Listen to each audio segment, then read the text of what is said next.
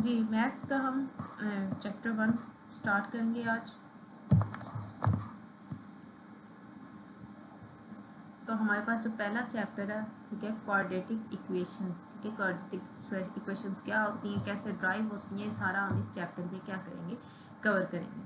ठीक है, तो हमारे पास वैसे जो अगर आपको क्वाड्रेटिक फॉर्म बताई जाए तो हमारे पास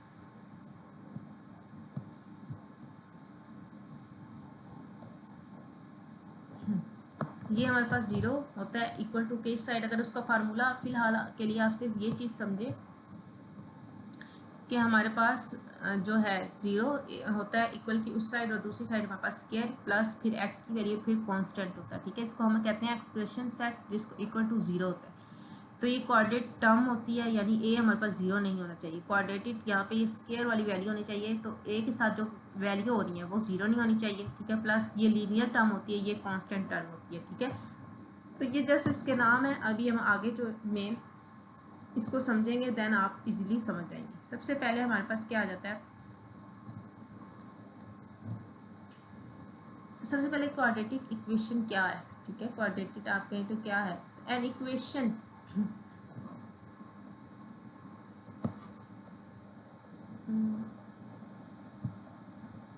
क्वाड्रेटिक इक्वेशन क्या है। ठीक है, a quadratic equation which can be written in the form. ठीक है, आप क्वाड्रेटिक इक्वेशन क्या है, quadratic equation is one variable is an equation that can be written in the form of. वो कहते हैं कि इक्वेशन हमारे पास क्वाड्रेटिक इक्वेशन क्या होती है, जो इस फॉर्म में लिखी होती है। ठीक है, ये इस फॉर्म में क्या, किस फॉर्म में, यहाँ पे हमारे पास कोई रियल नंबर होगा। ठीक है, यहाँ पे हमारे पास क्या होगा, एक्स की स्क्वायर। ठीक है, ये पावर में होगा क्योंकि क्वाड्रेटिक है। प्लस यहाँ पे भी कोई कांस्टेंट और यहाँ पे एक वेरिएबल होगा, प्लस यहाँ पे कोई वैल्यू होगी और देन इक्वल टू जीरो। ये जो फॉर्म होती है, सिंपल आप समझें कि ये जो फॉर्म होती है ये हमारे पास क्या होती है, एक क्वाड्रेटिक इक्वेशन होती है। तो दिस मेक इज क्वाड्रेटिक। ये जो पावर है आपकी एक्स के ऊपर, ये जो पावर आ रही है, तो इसकी वजह से ये क्या है, क्वाड्रेटिक है। ठीक है, क्वाड्रेटिक क्यों है, ये जो पावर है इसकी वजह से क्या है आपके पास, ये क्वाड्रेटिक है। ठीक है, अगर इसकी एग्जाम्पल देखी जाए, ठीक है, तो क्या कहते हैं, बाल्स एरोज, ठीक है, बाल एरोज मिसाइल्स एंड स्टोन्स। ठीक है, ये वाली एग्जाम्पल देखें। इस एग्जाम्पल से हम क्या करते हैं, क्वाड्रेटिक को समझते हैं। जब आप बाल ऊपर फेंकते हैं, ठीक है, तो उसका रास्ता कर्व बनता है। ठीक है, जैसे ही आप बाल फेंकते हैं ऊपर, ठीक है, जैसे इस पिक में नजर आ रहा है, तो आप क्या करते हैं, बाल को ऊपर फेंकते हैं, तो उसका जो रास्ता होता है, यानी वो जो डिस्टेंस पे जा रहा होता है, तो उसके दरमियान जो फासला होता है वो आपके पास क्या होता है, कर्व होता है। ठीक है, तो आपके पास जो बाल होता है वो उसका जो डिस्टेंस होता है वो कर्व की फॉर्म में जाता है। उस कर्व के फार्मूला क्वाड्रेटिक होता है। ठीक है, उस कर्व, इसका जो आप कहें कि फार्मूला क्या बनेगा, वो क्वाड्रेटिक बनेगा। इसी तरह सैटेलाइट डिश हो गई। ठीक है, जो सैटेलाइट डिश होती है या कार हेडलाइट होती है, रिफ्लेक्ट भी पैराबोल शेप के होते हैं। ये भी किसकी शेप के होते हैं, पैराबोल की शेप के होते हैं, पैराबोला शेप की होते हैं। Solution of quadratic equations. ठीक है, ये सिर्फ एग्जांपल दी है कि कब आप क्वाड्रेटिक इक्वेशंस यूज करते हैं, कि जब आप बाल को ऊपर फेंकते हैं उसका रास्ता कर्व होता है। इसी तरह सैटेलाइट्स और मिसाइल्स वगैरह हो गए तो उनकी शेप भी क्या होती है, उसकी फॉर्म में, तो पैराबोला की फॉर्म में होती है। तो इस वजह से हम क्या यूज करते हैं, क्वाड्रेटिक इक्वेशन के यहाँ पे जो स्क्वायर आ रहा है इसकी वजह से हम इसको क्या कहते हैं, क्वाड्रेटिक इक्वेशन कहते हैं। और इस फॉर्म को हम क्या कहते हैं, पूरी फॉर्म को क्वाड्रेटिक इक्वेशन। ये हमारे पास क्वाड्रेटिक इक्वेशन है। सोल्यूशन ऑफ क्वाड्रेटिक इक्वेशन, कि हम उसको सोल्व कैसे करते हैं। ठीक है, क्वाड्रेटिक वो तो हो गया। ठीक है, क्वाड्रेटिक इस फॉर्म में होगी, लेकिन इसको सोल्व कैसे करते हैं। तो इसको सोल्व करने का जो हमारे पास सोल्यूशन रूट एक्स की वैल्यू जिससे इक्वेशन जीरो हो जाए, हमें यहाँ पे जो इक्वेशन बनानी है ना, यहाँ पे जो वैल्यू बनानी है, ऐसा हमने कोई भी नंबर आ सकता है। ठीक है, लाइक ये भी क्वाड्रेटिक है, इसको क्वाड्रेटिक पहले बनाना पड़ेगा। क्या कैसे बनाएंगे, कि हमारे पास इस फॉर्म में ही शक्ल आनी चाहिए। अगर आपके पास फॉर एग्जांपल इसी की एग्जांपल को ले लें कि एक्स स्क्वायर, क्योंकि ये देखें कि हमारे पास क्या है, क्वाड्रेटिक फॉर्म में नहीं है, इस फॉर्म में इसको पहले हमें लाना पड़ेगा। कैसे लाएंगे, हम क्या करेंगे, यहाँ पे एक्स स्क्वायर यहीं पे रहेगा, ये यहाँ पे क्या हो रहा है, एक्स 3x माइनस, तो यहाँ पे आके क्या हो जाएगा, प्लस हो जाएगा। यहाँ पे 3x, सॉरी प्लस हो रहा है, तो यहाँ पे आके क्या हो जाएगा, माइनस हो जाएगा।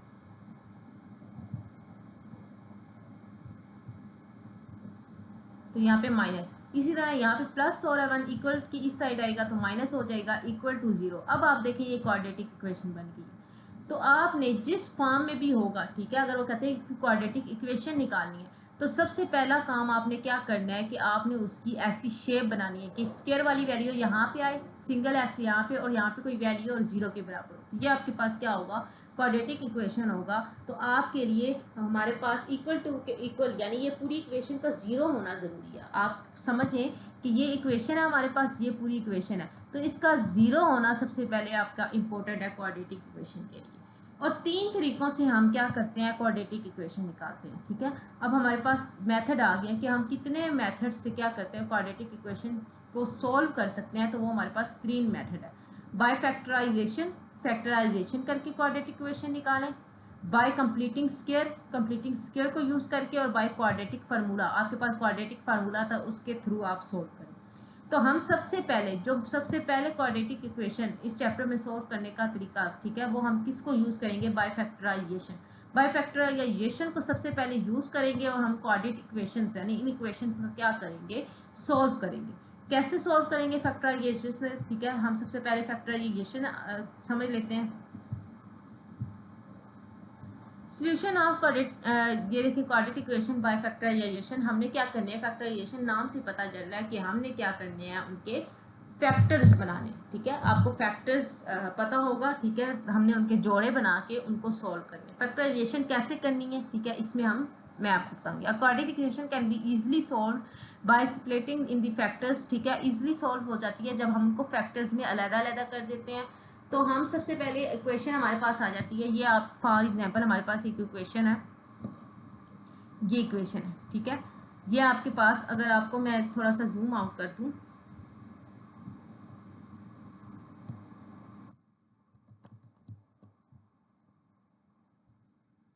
तो 2x² प्लस 2x माइनस 11 और इक्वल टू 1।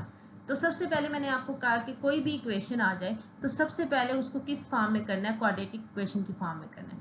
तो सबसे पहले आपने क्या करना है, 2x² 2 माइनस 1, यहाँ पे प्लस हो रहा है 1, तो इक्वल की इस साइड ले आएंगे तो माइनस हो जाएगा, यानी आप कह लें कि 2x² प्लस, यहाँ पे भी क्या है, 2x है, तो हमने पहले इसकी क्वाड्रेटिक इक्वेशन बनानी है। माइनस 11, ये 1 यहाँ पे प्लस हो रहा है, तो इक्वल की इस साइड आके क्या हो जाएगा, माइनस हो जाएगा। ठीक है, तो ये क्या बन जाएगा, 2x² प्लस 2x। अब देखें, माइनस माइनस आपको पता है प्लस होता है, तो 11 में प्लस करेंगे 1 तो ये 12 बन जाएगा। लेकिन इस पे साइन आपको पता होना चाहिए कि बड़ी वैल्यू के साथ जो साइन होता है हमारे पास हमेशा वही आता है। ठीक है, अगर प्लस माइनस हो रही हो वैल्यू, यहाँ पे माइनस हो, यहाँ पे प्लस, या माइनस माइनस हो, तो सिर्फ प्लस प्लस में प्लस आता है। अगर माइनस प्लस, प्लस माइनस, या माइनस माइनस हो, तो जो बड़ी वैल्यू के साथ साइन होगा आपके साथ यहाँ पे वही साइन आएगा। तो ये हमारे पास 2x² प्लस 2x माइनस 12 बन गया। क्यों? क्योंकि बड़ी वैल्यू 11 के साथ क्या था, नेगेटिव साइन था, इसलिए यहाँ पे क्या आ गया, साथ नेगेटिव साइन आ गया। तो इक्वल टू के उस साइड क्या बच गया, 0 बच गया। तो अब आप देखें, ये आपके पास स्क्वायर वाली वैल्यू और ये आपके पास पूरी क्वाड्रेटिक इक्वेशन बनी। तो आपने क्या करना है, आपको जो इक्वेशन दी जाएगी उसको सबसे पहले क्या बनाना है, क्वाड्रेटिक इक्वेशन बनाना है, यानी इक्वल टू 0 करना है लाजमी। ठीक है, तो यहाँ तक हमारे पास हो गया।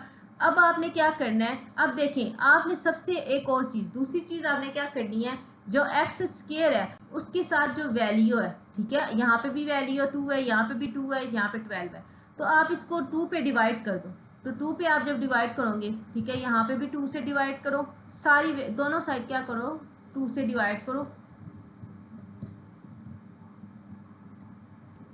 इसको मजीद सॉल्व करना आसान होगा। ये 2 कैंसिल, ये 2 इससे कैंसिल, 2 1s are 2, 2 6 are 12, तो 0 समथिंग 0 ही आता है हमारे पास। तो यहाँ पे हमारे पास क्या बन जाएगा, x² प्लस, यहाँ पे सिंगल x रह जाएगा, और माइनस यहाँ पे 6 आ जाएगा, और 0 डिवाइडेड बाय समथिंग आपके पास 0 ही होता है, तो यहाँ 0। अब आपके पास ये इक्वेशन और सिंगल हो गई है। ठीक है, आपको ये सोल्व करना और आसान हो गया। ठीक है, क्योंकि यहाँ पे भी इवन नंबर था, यहाँ पे भी इवन नंबर था, इजिली 2 से डिवाइड किया।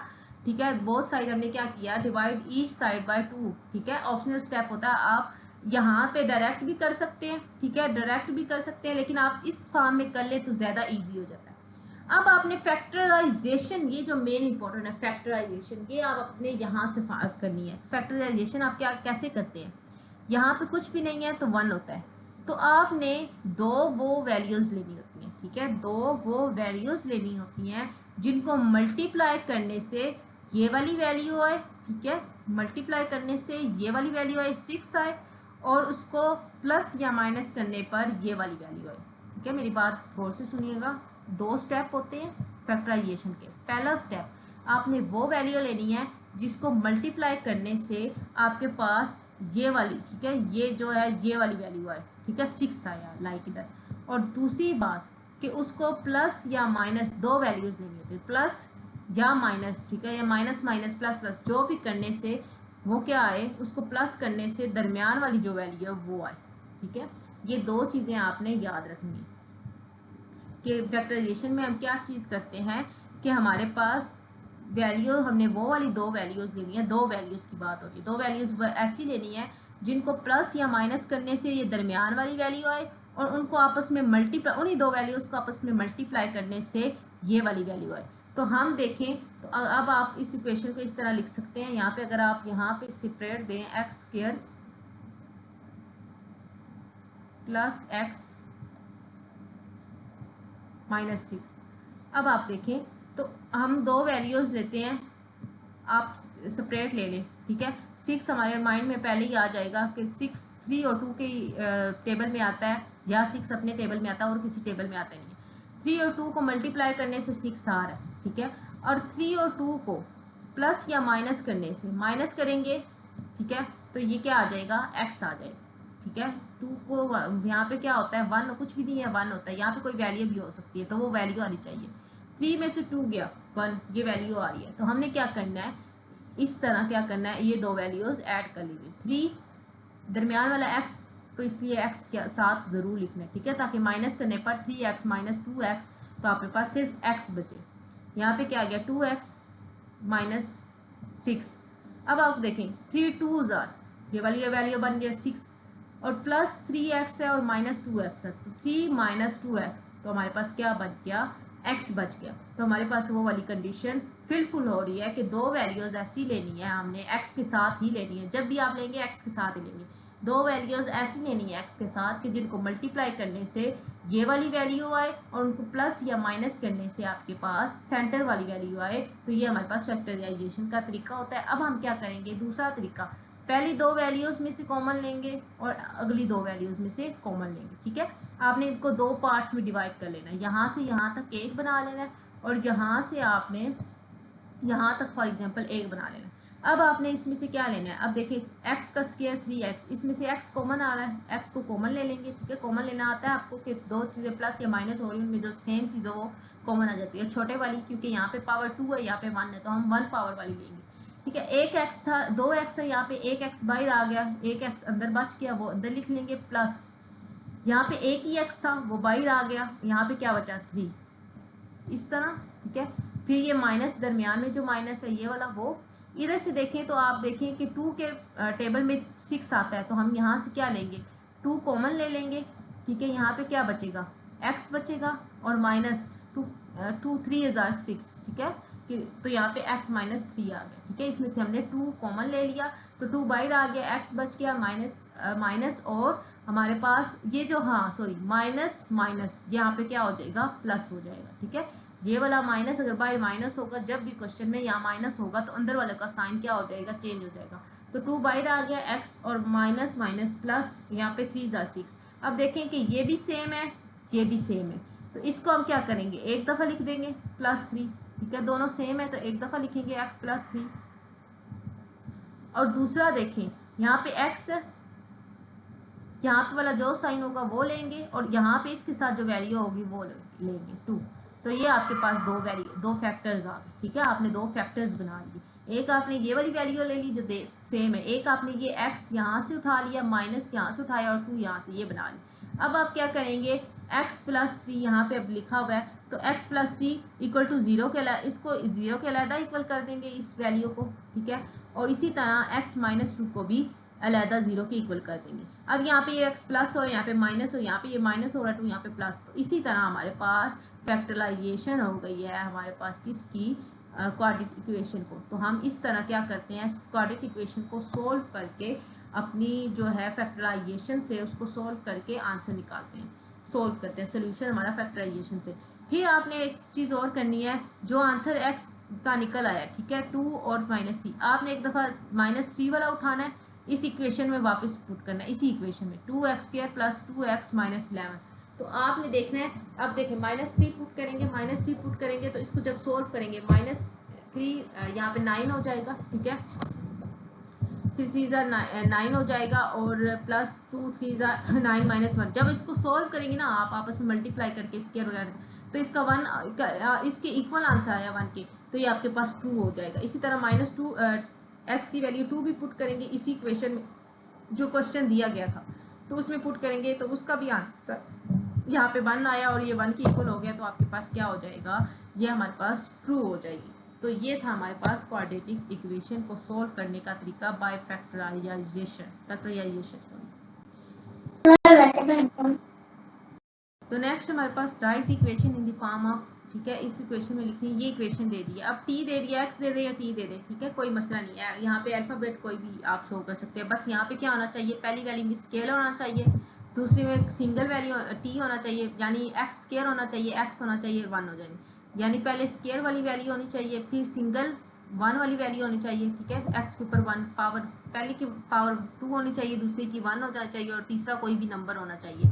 इसी तरह अगर t की बात की जाए तो पहला जो होना हमारे पास होना चाहिए t स्क्वायर में होना चाहिए, दूसरी वैल्यू t में होनी चाहिए, और थर्ड कोई भी नंबर होना चाहिए।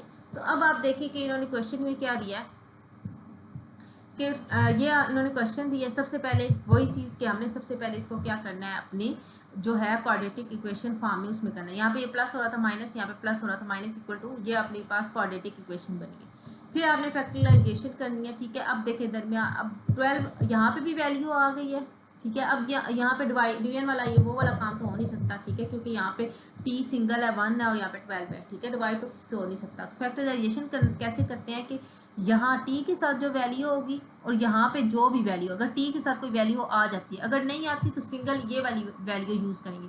अगर t के साथ कोई वैल्यू आ जाती है तो इसको इससे मल्टीप्लाई करेंगे, ठीक है। अब 12 1 ज़ा 12, यहाँ पे 2 भी हो सकता है, तो 12। तो आपकी दो वैल्यूज ऐसी लेनी है जिसको मल्टीप्लाई करने से आपके पास 12 आए, और उनको प्लस या माइनस करने पर क्या आए, आपके पास दरमियान में जो वैल्यू है यहाँ पे सेंटर में जो है वो आनी चाहिए।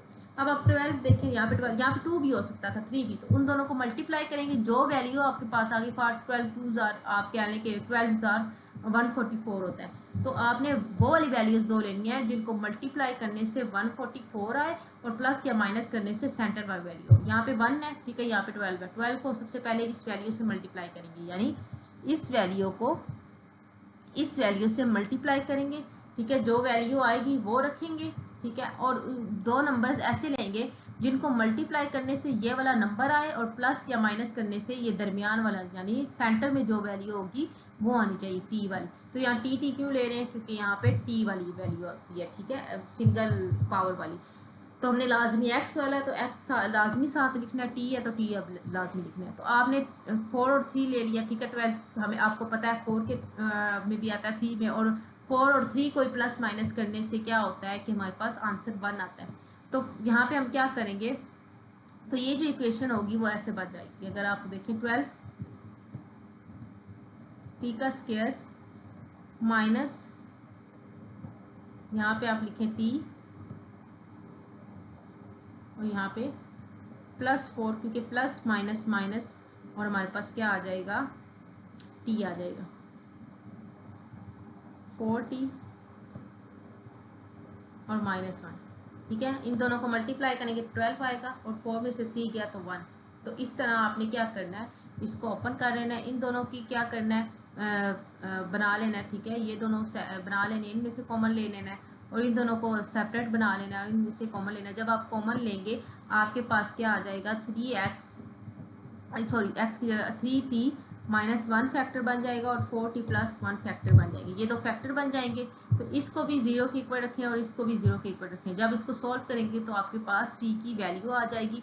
फिर आपने कैसे फाइंड करना है कि आपका क्वेश्चन बिल्कुल ठीक है, आपने इस पहले t वैल्यू को उठा के क्वेश्चन जो आपको दिया हुआ ये वाला क्वेश्चन इसमें पुट करेंगे, दोनों का साइड इक्वल आनी चाहिए। फिर दूसरे वाले को भी पुट करेंगे, दोनों साइड इक्वल आनी। जब दोनों साइड इक्वल आ जाएंगी तो आपका क्वेश्चन क्या होगा, वेरीफाई हो जाएगा कि ये ट्रू है। ठीक है, तो ये हमारे पास क्या था, quadratic equation by using factorisation. A ball is thrown straight up, तो एक बॉल ऊपर फेंकी जाती है बिल्कुल सीधी, from 3 metre above the ground with the velocity of 14 metre per second. उसकी बॉल की वेलोसिटी यानी स्पीड और डायरेक्शन क्या है, 14 मीटर पर सेकंड है। ठीक है, ग्राउंड से 3 आपका मीटर ऊपर है। When does it hit the ground, तो कहते हैं कि कब वो ग्राउंड को वापस हिट करेगी। ठीक है, आपने एक बॉल है उसको सीधा ऊपर फेंकते हैं, ठीक है, 3 मीटर तक ऊपर फेंकते हैं। ठीक है, उसकी जो स्पीड है वो 14 मीटर पर सेकंड है। तो वो कहते हैं कि जब वो ज़मीन पर आके दोबारा टकराएगी तो उसकी जो ग्राउंड में वापस आने की है कि तो वो कब ग्राउंड को हिट करेगी, sorry, when does it hit the ground, तो वो वापस आके ग्राउंड को कब हिट करेगी। तो ये आपने क्या करना है, फाइंड करना है। We can work out its height by adding up these 3 things. इन 3 को हमने इसकी हाइट फाइंड करनी है basically. The height start at 3 मैंने बताया कि वो कितने उसकी हाइट है 3 मीटर, यानी 3 मीटर वो बॉल को ऊपर फेंकता है बिल्कुल स्ट्रेट, तो यहाँ पे 3 आ गया। It travels upwards at 40 metre per second, उसकी वेलोसिटी, ठीक है, उसकी वेलोसिटी क्या आती है 14 जो है टी आप लिख लेंगे साथ वेरिएबल। ठीक है, इसको क्वाड्रेटिक इक्वेशन में लेके जाना है। Gravity pulls it down, gravity क्या करती है, ऊपर से उसको पुल्स करती है कि वो नीचे जाए। ठीक है, ग्रेविटी जो आपके होती है, एक टाइम आता है जब ग्रेविटी उसको क्या करती है, नीचे की तरफ पुल करती है। Changing it position by about 5 metre per second square, तो वो जो पोजीशन चेंज हो रही है तो वो आपके पास कितनी होती है 5 मीटर पर सेकंड। हाइट कैसे, हाइट का फार्मूला हमें 3 चीज़ों से मिलता है। ठीक है, सबसे पहले उसकी स्टार्टिंग हाइट कहाँ से स्टार्ट हुई, 3 मीटर से हुई। ठीक है, 40 मीटर पर सेकंड उसकी स्पीड थी और उसको जो ग्रेविटी ने पुल डाउन किया वो हमारे पास 5 मीटर पर सेकंड है। तो हमारे पास क्या फार्मूला बन जाता है, height equal to 3 + 14t - 5t के लिए, क्योंकि नेगेटिव साइन, क्योंकि वो उसको पुल कर रही होती है। ठीक है, तो ऑपोजिट डायरेक्शन में पुल कर रही थी, क्योंकि हम नीचे से ऊपर फेंकते हैं और वो ऊपर से नीचे ग्रेविटी क्या करती है, उसको पुल इट्स डाउन करती है, इस वजह से यहाँ पे नेगेटिव साइन आ गया। तो ये हमारे पास इक्वेशन आ गई। And the ball will hit the ground when it's height is 0, तो कह रहे हैं कि बॉल ग्राउंड को तब हिट करेगी जब उसकी क्या होगी, इक्वेशन क्या हो जाएगी, हाइट क्या हो जाएगी, फॉर एग्जांपल 0 हो जाएगी, यानी हाइट क्या होगी 0 होगी। तो एच की तरह हम एच हाइट जब जाहिर बात है जब ऊपर फेंक रहे हैं 3 मीटर, ग्राउंड को तब हिट करेगी जब आप वो वापस आ जाएगी, उसकी हाइट तो 0 हो जाएगी। ठीक है, हिट दोबारा ग्राउंड पे आके लगेगी, तो उसकी जब एक जगह से उसको ऊपर फेंका गया वापस उसी जगह पे आ गई, तो उसकी डिस्प्लेसमेंट भी क्या हो जाती है 0 हो जाती है। तो हाइट क्या हो जाएगी 0 आ जाएगी। तो हाइट की जगह हम क्या पुट कर देंगे, 0 पुट कर देंगे। यहाँ पे टी स्क्वायर नेगेटिव में है, इसको सबसे पहला काम हमारा क्या है, पॉजिटिव में करना है। तो पॉजिटिव में करने के लिए क्या करेंगे, इन सारी वैल्यूज को उठा के इक्वल के उस साइड ले जाएंगे और 0 को उठा के इस साइड पे आएंगे। तो जब आप इसको इस फॉर्म में करोगे, आपका ये नेगेटिव एक नहीं होना चाहिए, ठीक है, और दूसरा टी स्केयर के साथ 0 नहीं होना चाहिए। ठीक है, और यहाँ पे टी और यहाँ पे कांस्टेंट वैल्यू होनी चाहिए। विच इज क्वाड्रेटिक इक्वेशन, यही क्वाड्रेटिक इक्वेशन है। Which is quadratic equation, let us solve it. अब वो कहते हैं कि इसको सोल्व करें। तो मिडल टर्म मैंने वही बताया कि 5 है, यहाँ पे अब आप देखो 3 है। ठीक है, 5 और 3, सबसे पहले इसको क्या करो, मल्टीप्लाई करो। 5 3 = 15। तो अब यहाँ आप 2 नंबर ऐसे लेने हैं जिनको मल्टीप्लाई करने से 15 आए और उसको प्लस या माइनस करने से क्या आए 14 आए। तो इससे हमारे एक ही माइंड में आता है 15। ठीक है, 15 को जब 15 में से 1 माइनस करेंगे तो वो 14 बन जाएगा और 15 1 = 15।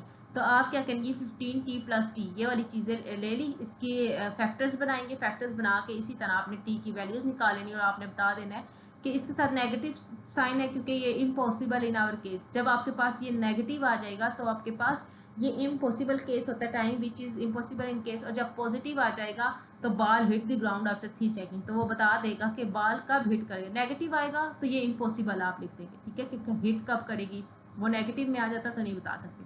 अगर पॉजिटिव आ जाएगा तो आप बता सकते हैं कि बॉल ग्राउंड को हिट करेगी आफ्टर 3 सेकंड, यानी 3 सेकंड के बाद ग्राउंड को क्या करेगी, वो हिट करेगी। तो ये हमारे पास था क्वाड्रेटिक इक्वेशन का बेसिक सा इम्प्रूव, ठीक है, हाइट, और ये भी एक क्वेश्चन ही था आपके लिए।